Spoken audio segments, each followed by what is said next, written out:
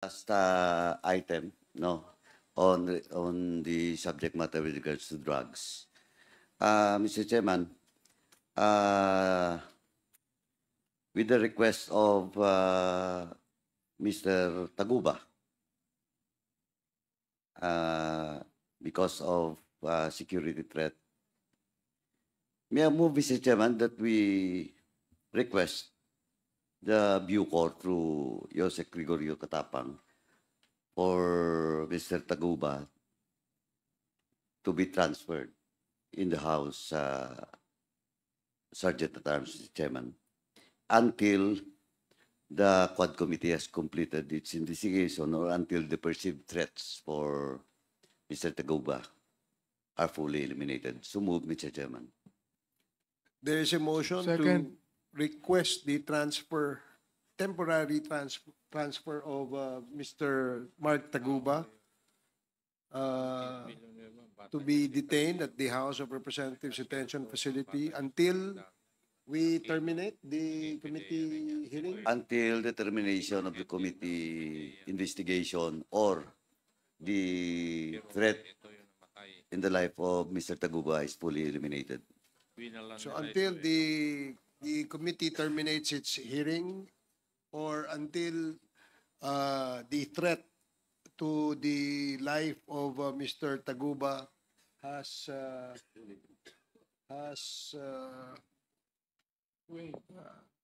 yeah, that's correct. So any second? Duly seconded. Any objections? Hearing none, the motion is carried. So, Comsec, please. Mr. Chair. Before that, the chair directs the Comsec to communicate to the Bucor head, General Katapang, regarding the transfer of Mr. Mark Taguba to the House of Representatives Detention Facility. Yes, Congresswoman. Mr. Chair, I Luis Dro. overlook to give the chance to Small Abellera to comment to what Mr. Taguba said about Mr. Abellera having received this 5 million. So in the interest of fair play, Mr. Chair, can we please give him a chance? Okay. Mr. Abellera, you are recognized. Thank you, ma'am. Actually, gina-expect ko na magsalita siya ng ganun. Dala ko naman yung affidavit ko dito na pinasa ko sa Senate. And kung payagan nyo, basahin ko lang ulit.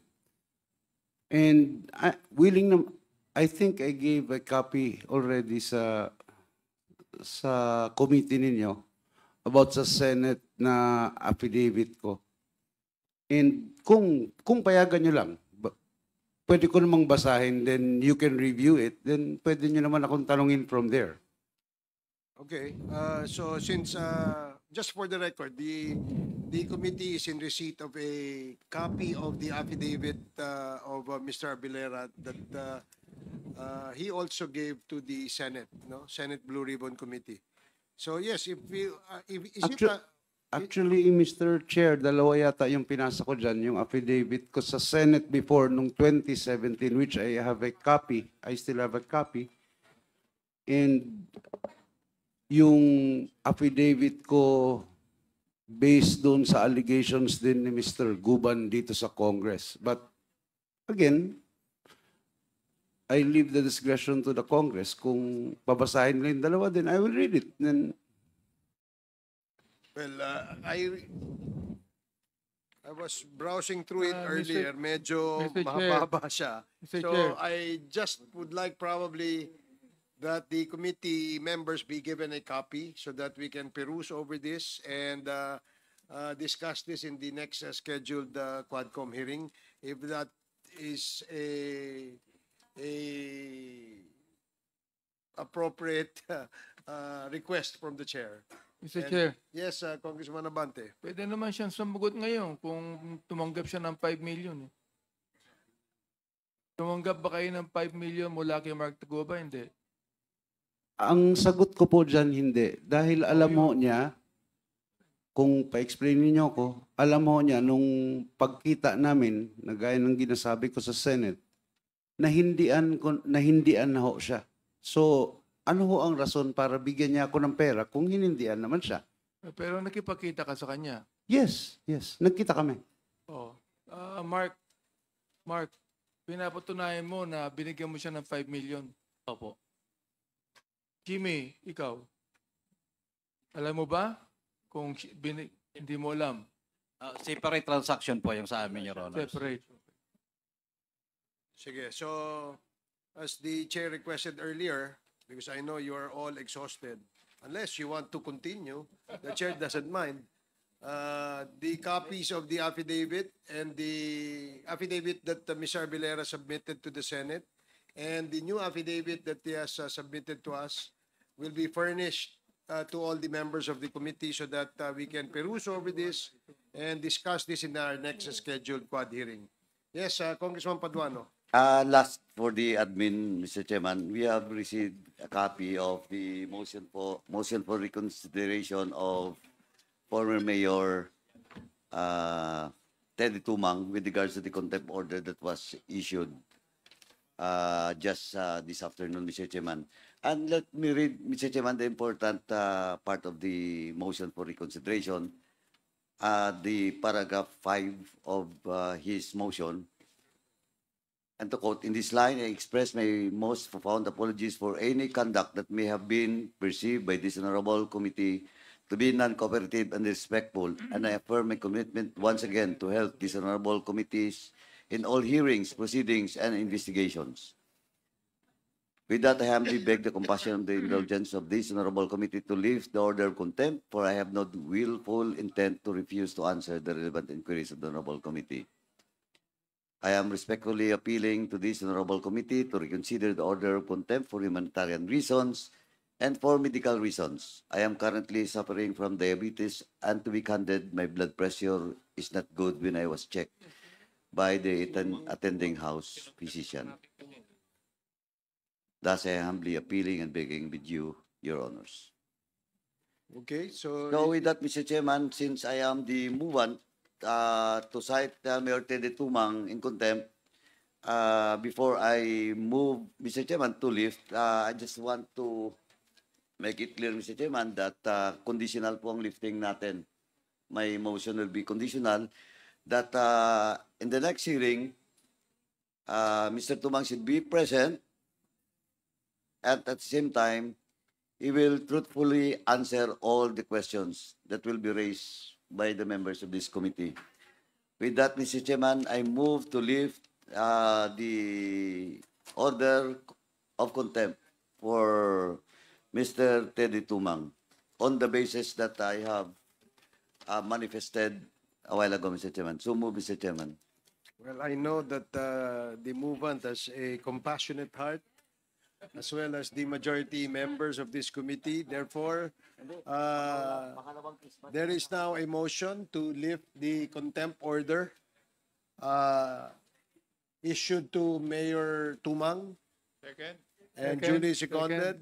Any objections? Hearing none, the motion is carried. Mr. Chair, Comsec. Mark Taguba will start staying here in Congress tonight. We still have to communicate with the Bucor. So as soon as the communication is received by the Bucor, and COMSEC will make sure that the Bucor will comply. Yes, sir. As with we the order? speak, we are sending it to the Bucor Okay, that's through good. email. So if the order, if the request is granted by the Bucor, then maybe he can stay already at our detention facility tonight. Fast track na lang. So any other matters? Yes, Congressman Paduano. This will be the last item in the topic for today's hearing, Mr. Chairman. And Mr. Chairman, may we ask, since they were invited, may we ask all those resource persons to please take a seat, as mentioned. Former Police Lieutenant Colonel Hipana, Police Lieutenant Colonel Lamsis, Police Lieutenant Colonel Kandag, Police Lieutenant Colonel Gumbok, former Police Major Vicente Vicente, former Police Major Reo Maymay, former Police Major Kenneth Militar, former Police Colonel Ipil Dinyas, and Attorney Jerome Masoga of Napolcom 6, and Mr. Napoleon Arostoki of Napoleon 6. And Mr. Chairman, may I ask the COMSEC for all those resource person that was mentioned to take their oath. Kindly take a seat. Mr. Chairman, habang wala pa yung COMSEC, I will just, okay. Please proceed, COMSEC.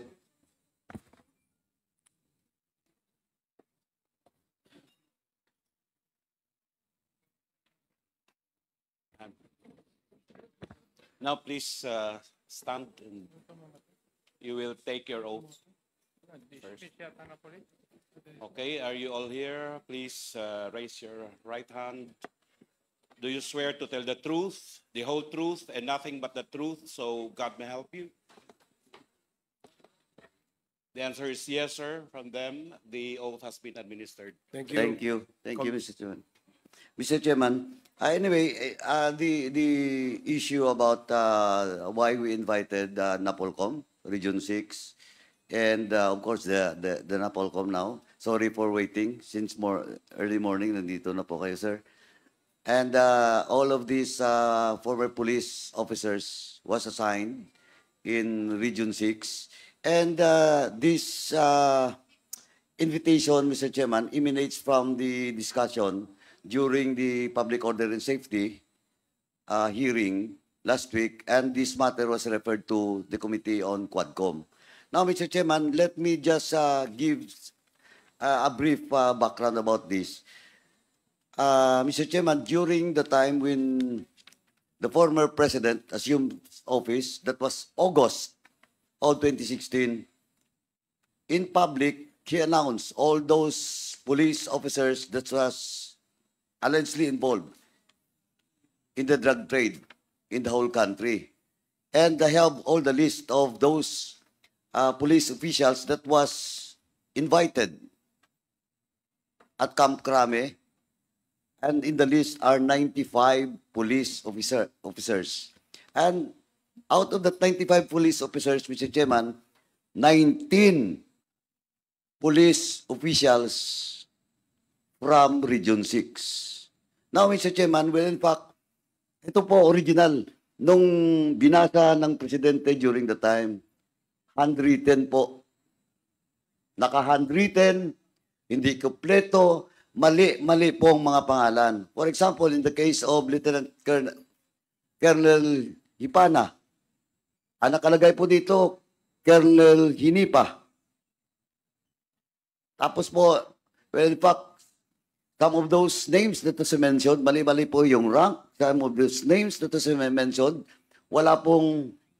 hindi po kompleto yung mga pangalan. Well, in fact, one of these officer that was mentioned by the Duterte and was invited by the then PNP Chief Bato was scolded and being granted by the former PNP Chief, now Senator Bato, in the person of Police Lieutenant Colonel, former Police Lieutenant Colonel Gumbok. Andyan po siya.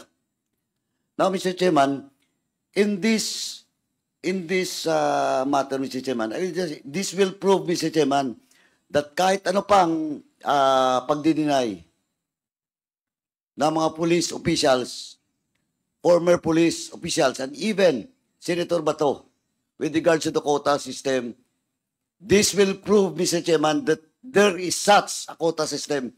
Because if not all, most of the cases that was filed for dismissal of those police officials ay quota po.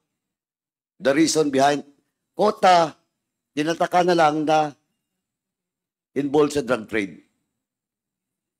Mr. Chairman, unfortunately, in today's hearing, Mr. Chairman, wala po ditong civil service because they have sent to us an excuse letter, and let me read the second to the last part of their excuse letter, Mr. Chairman. While we recognize the importance of the CEC participation in the upcoming deliberation, may we respectfully request to be excused from the meeting as it coincides with the conduct of the 2024 Directorate Conference and Fourth Quarter Executive Committee meeting of the CEC on 26 to 29 November 2024 in Baguio City.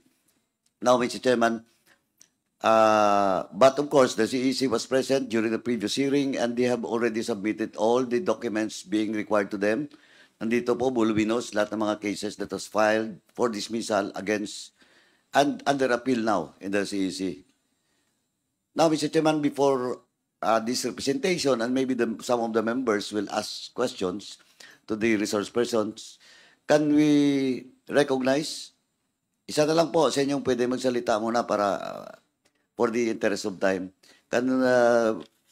Chairman, can we recognize former police superintendent, senior superintendent, tama, senior superintendent Hipana, Roland Alan Hipana, who is previously assigned as the Regional Intelligence Unit of Region 6. Good evening, Mr. Chair. May I be allowed to make an opening statement on behalf of our group, Mr. Chair? Okay, please proceed. First and foremost, we would like to praise and thank the Lord God Almighty for guiding us safely here to attend today's hearing. We thank Him for giving us the strength, the patience, the perseverance, the wisdom, and the resilience to overcome the challenges and adversities that we encountered for the last 8 years. Our unwavering faith in Him finally bore its fruit as He has opened the window and gave us this opportunity to tell our story. Likewise, we are also very grateful to this honorable committee for providing us this venue to finally air our side. It was on August 7, 2016, that our names were included in the announcement of then President Duterte as among those involved in the illegal drug trade. Amidst the chaos and confusion brought about by such announcement, we reported to Camp Crame the following day in adherence to the order of former PRRD that we appear within 24 hours. When we finally had our audience with then Chief PNP, General Bato de la Rosa, we were instantly berated and humiliated in front of national television without even bothering to hear a side first for the sake of fairness. In the bar of public opinion, we were already adjudged guilty. It is worth noting that the list that the former president used as a basis to tag our involvement in illegal drug activities was erroneous, and obviously it was never validated. Some had no first names. Names were misspelled. Ranks and designations indicated were incorrect. And in fact, one of the names mentioned, that of a certain Judge Mupas, was already dead. Further, the names of Pro-6 personnel that were called has a common denominator. Almost all were formerly assigned with Iloilo City Police Office. Some were former city directors, intelligence officers, and station commanders, which was then under the operational control of Iloilo City Mayor Jed Mabilog, who was also included in the list. Notwithstanding all this, we were all made to report to PNP IAS, where they interviewed us, but nothing came out of it and no charges were filed. We were then all assigned at PHAW DPRM, placed on floating status, and months after, were eventually charged by NAPOLCOM 6. Now, what actually transpired was that we first received a memo from NAPOLCOM 6 containing no specific charges, but instead, it was only asking us to comment why our names were included in the PRRD announcement. Thank you, Colonel Ipana. Mr. Chairman, The Napolcom 6 is present today, but of course, we should understand that the present Napolcom Regional Director is not the regional director then that handles the cases of all these police officers. During the time, unfortunately, Attorney Marty Palomar, which is the Napolcom 6 director, was already deceased. And now Attorney Jerome Asoga is now the new Region 6 Director of Napolcom.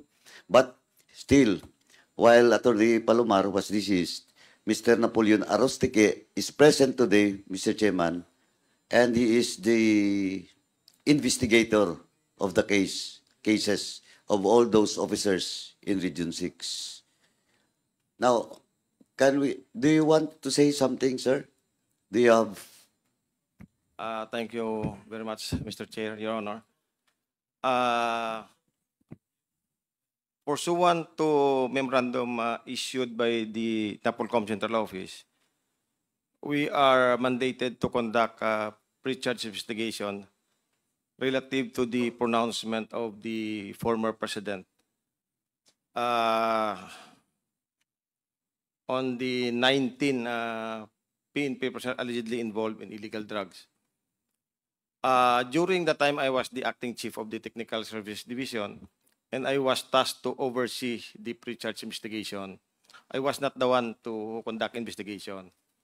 I was the one who oversee. And the only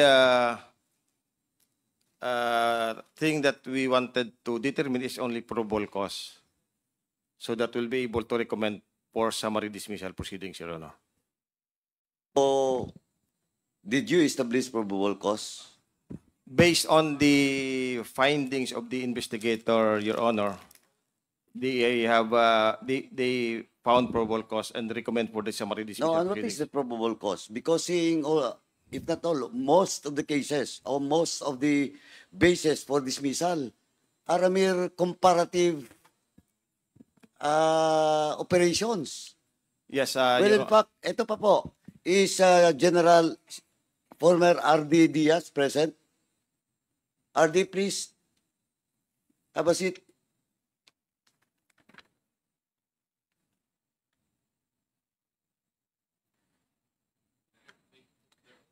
RD, have you taken your oath, RD?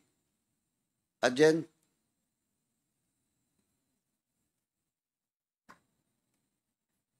Have you taken your oath? Yes, Mr. Chair, Your Honor. Thank you.